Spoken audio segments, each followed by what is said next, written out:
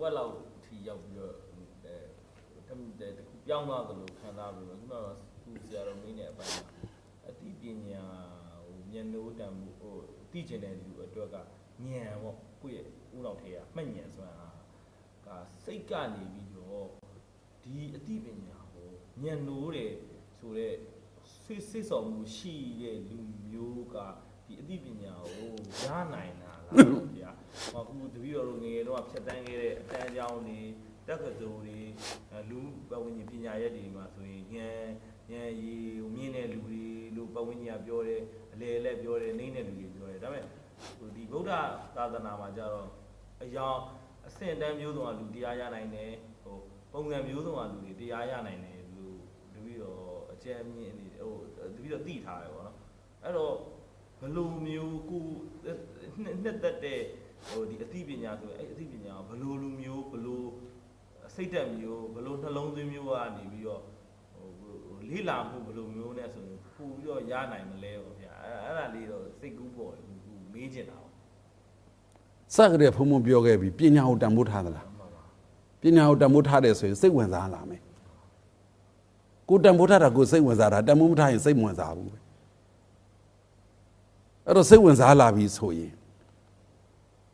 လူတိုင်းအာမနာတန်ပြောကြပါဒီနေရာမှာပညာရမယ်ဒီနေရာမှာအပျော်ရမယ်တစ်သလုံးဒုံလုံးချပြီးတော့ပညာကိုတန်ဖိုးထားပြီးတော့ပညာဘက်ပဲသွားတော့မယ်အပျော်ဆိုတာရှိတယ်ကိုမတွေ့ဘူးလို့စိတ်ထားမျိုးမွေးနိုင်မလား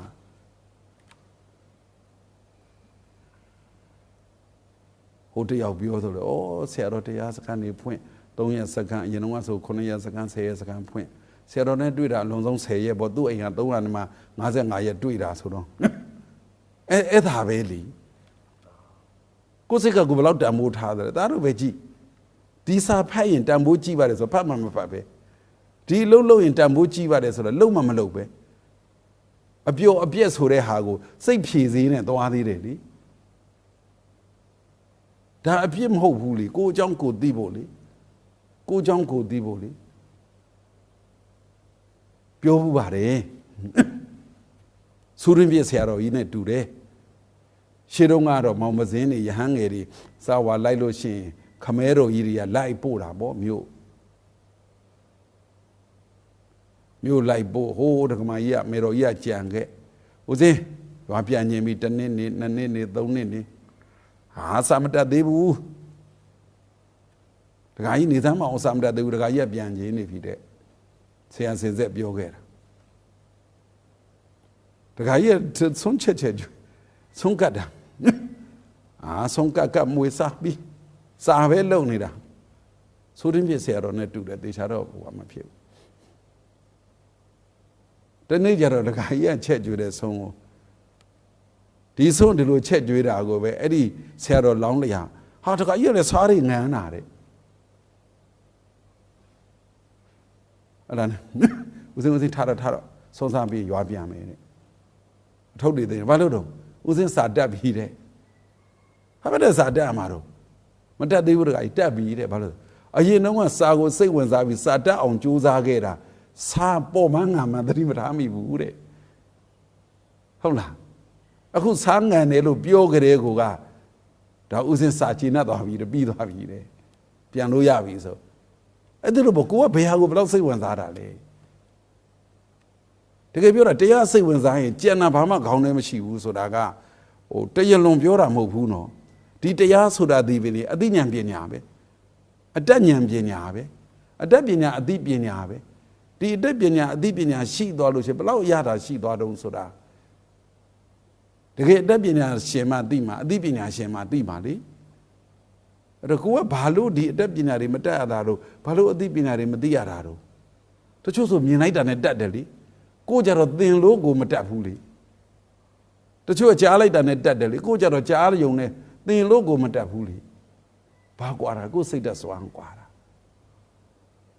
တိစိတ်ပြင်ပေးရမယ်နေ့အထိုက်အလျောက်ပတ်ဝန်းကျင်နဲ့ပြင်ပေးရမယ်ဒါသမထဘိုင်းနဲ့ဝိပဿနာဘိုင်းမှာပြောသေးဘူးနော်ပညာရပ်နဲ့ပတ်သက်ပြီးသင်ယူနဲ့သင်ပေးကိုပြောတာပါရေကန်နဲ့ထည့်လိုက်တဲ့ရေစမ်းချောင်းနဲ့ချက်ထားတဲ့ ကြောက်ခဲရတော့အေးမှာပေါ့ကွယ်ကုန်းပေါ်တင်ထားတဲ့ကြောက်ခဲရတော့ပူမှာပေါ့ကွယ်အဲ့လိုပဲကိုယ်စိတ်ကအေးချင်ရင်တော့စမ်းကြောင်းနဲ့တော့ဆင်းပေါ့ကိုယ်စိတ်ကမအေးချင်ရင်တော့လေပူချင်ရင်တော့လေကုန်းပေါ်တင်ပေါ့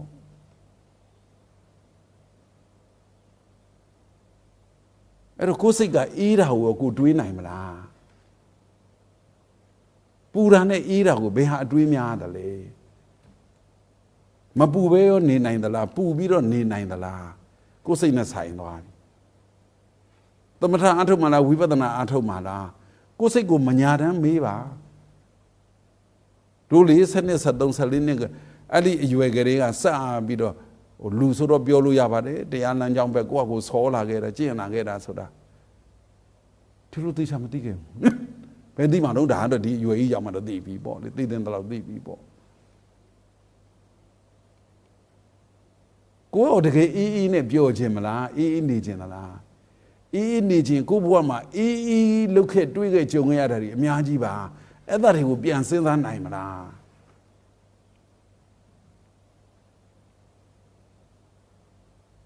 အပူတွေပဲဘာလို့ကြာကြာစဉ်းစားနေတာတော့ကြိုက်နေတာဟုတ်စိတ်ဓာတ်ကိုပြန်ကြည့်လိုက်ကောင်းတဲ့စိတ်ဓာတ်ဆိုတာရှိတယ်မကောင်းတဲ့စိတ်ဓာတ်ဆိုတာရှိတယ်သမထဆိုတာကောင်းတဲ့စိတ်ဓာတ်အားတွေတိုးလာတာ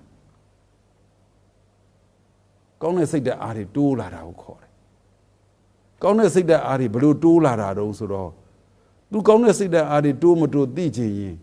ကောင်းတာကိုပဲစဉ်းစားပြီးကြာကြာစဉ်းစားနိုင်တဲ့ကွ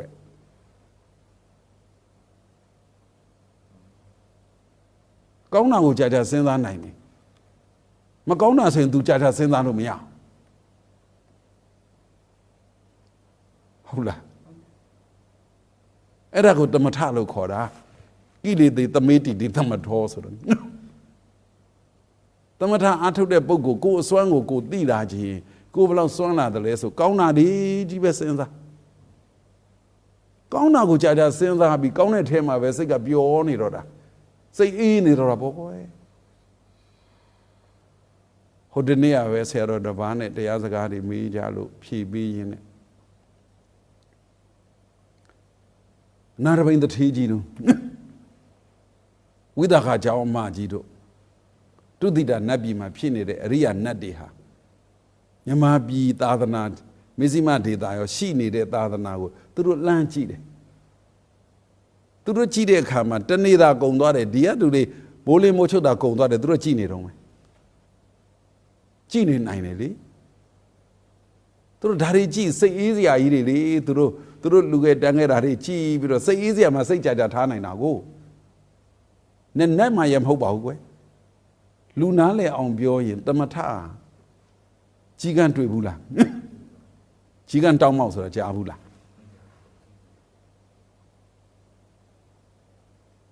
ကြီးကန်းရဲ့မျက်လုံးဟာငြိမ်လားစိတ်ဟာငြိမ်သလားပဲပြောရမှာပေါ့လေစိတ်တော့မမျိုးသူ့အမူအရာပေါ့ကြီးကန်းဒီဟာတစ်ခုကိုအာယုံ1စက္ကန့်2စက္ကန့်3စက္ကန့်ပဲထားပြီးဟွီအဲ့လိုဟုတ်တယ်နော်ဗျိုင်းလေးတို့စောင့်မကြည့်နိုင်ဗျိုင်းလေးကဘာဖြစ်လဲအေးဆေးသေးဘာလုပ်နိုင်လဲစောင့်ကြည့်နိုင်တယ်ကြီးကန်းကဖြက်ကနာအဲ့လိုပဲပုထုဇဉ်လူတွေရဲ့စိတ်ဟာတဲ့ဘာလို့မအေးကြတာတုံးဆိုရင်အေးတဲ့အာယုံကြတော့ကြီးကန်းစိတ်ဖြစ်နေတာတဲ့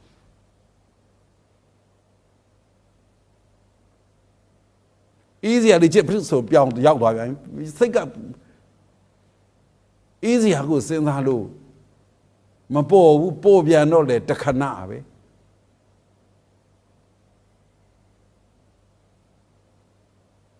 ရှင်းမလားဒါမြင်မိမိတို့ကကောင်းတဲ့အာယုံကိုကောင်းတဲ့အလုပ်လုပ်ခဲ့ဘူးတယ်ကွယ်ဖရာအာယုံတရားအာယုံတန်ခါအာယုံလည်းပြောရတယ်ဒါမှမဟုတ်ကိုလူခဲ့တဲ့အာယုံပြောလည်းရတယ်ကိုကောင်းတာတွေလုပ်ခဲ့တဲ့အာယုံပြောလည်းရတယ်ကွာဟုတ်လားအဲ့ဒီအာယုံကိုဗျိုင်းလေးကြည့်တယ်လို့ကိုကြည့်နေနိုင်သလားအေးအေးဆေးဆေးတနားကြီးလုံးလုံးကြည့်နိုင်လားနှစ်နာရီကြည့်နိုင်လားဒီအေးချမ်းတဲ့အာယုံနဲ့ကိုယ်စိတ်ဓာတ်နဲ့ကကိုက်ညီနေတယ်စိတ်ဓာတ်ကအေးချမ်းနေအေးချမ်းတဲ့အာယုံကိုကြည့်နေနိုင်တာပေါ့ကွယ် အေးချမ်းတဲ့အာယုံကိုကိုယ်စိတ်ကမကြည့်နိုင်ဘူးဆိုကိုယ်စိတ်ကဘာဖြစ်နေပူလောင်နေလို့ပေါ့ဟုတ်လားကမ္မထာအာယုံဆိုတာခဏထားလိုက်ပါအောင်ကုသိုလ်ဖြစ်เสียအာယုံလေးတောင်ကြာလေးကြည့်နိုင်ရဲ့လားအဲ့ဒီကြည့်နိုင်တဲ့ထဲမှာအတိညာကအလှဆိုရင်ဘလို့လှူမယ်ဘလို့လှူတယ်ဘလို့လှူခဲ့တယ်နောက်ဘလို့လှူမယ်အိုးအဲ့ဒါနဲ့တင်သွားနေတာတို့ချို့ဆိုကိုလှူခဲ့တာကြနောက်ဆိုမလှူတော့ပါဘူးဆိုတွန့်သွားတာတဲ့တပုံကြီးလေအဲ့ဒါလိုမျိုးကိုယ်စိတ်အခြေအနေလေးကိုပြန်ကြည့်ပါကိုယ်စိတ်ကကုသိုလ်နဲ့ပတ်သက်ရင်ကြီးကန်းစိတ်မျိုးဖြစ်နေသလားကြီးကန်းမျက်စိမျိုးဖြစ်နေသလားကြီးကန်းတောက်မောက်များဖြစ်နေသလားအဲ့ဒါဆိုရင်ဘာတမာတိမှမရှိဘူးတဲ့ဘာသမထမှမဖြစ်ဘူးတဲ့ဘာစိတ်စွမ်းအားမှမရှိဘူးတဲ့မဟုတ်တဲ့ဂိမ်းကစားတာကြတော့လောဘနဲ့ဒေါသနဲ့အိုးအဲ့ဒါမျိုးစိုက်ပြီးကြာကြတော့အဲ့ဒါမဟုတ်တဲ့မိစ္ဆာတမာတိလေအဲ့တော့ကိုယ်စိတ်ကမဟုတ်တဲ့စိတ်မို့လို့မဟုတ်တာကိုကြာကြည့်နိုင်တာလေဟုတ်လားအဲ့လိုပြောရမှာလားရှင်းမလားခဏတော့ဒီလောက်နဲ့ကြည်နှပ်ပေါ့အဲ့တော့တရားအထုတ်တယ်ဆိုတာဘာတော့ဘာဝနာဆိုတာဘာတော့ကိုယ်စိတ်ဓာတ်ကိုကိုယ်အရင်စစ်ပါအသိပညာအတတ်ပညာပြောခဲ့သလိုကိုယ်စိတ်ဓာတ်ကလေးဟာအေးနေနိုင်မလားအေးတာနဲ့နေနိုင်မလားမပူအောင်နေတတ်ပလားအပူတွေကင်းမလားဟုတ်ပြီနော်ကိုယ်စိတ်ကလေးအေးတဲ့အာယုံလေးကိုကိုယ်စိတ်အေးလေးနဲ့ကြာလို့ပြောရမှာပေါ့သမထကိုတော့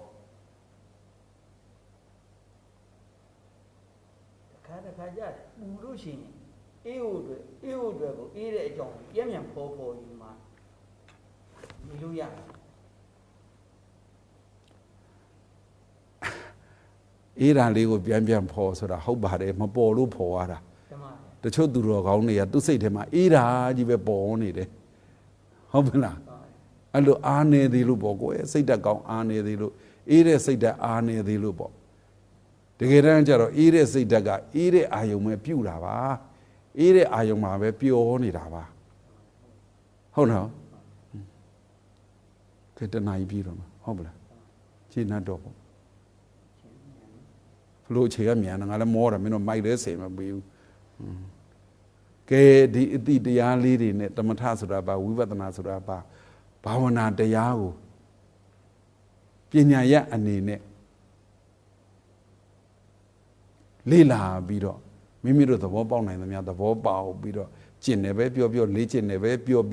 စွမ်းနိုင်သမျှဆောင်ရွက်နိုင်တဲ့ဖြင့်ကောင်းကျိုးချမ်းသာတွေရနိဗ္ဗာန်ကိုစံဝင်နိုင်တဲ့သူတော်ကောင်းတွေဖြစ်ကြပါစေကုန်သတည်း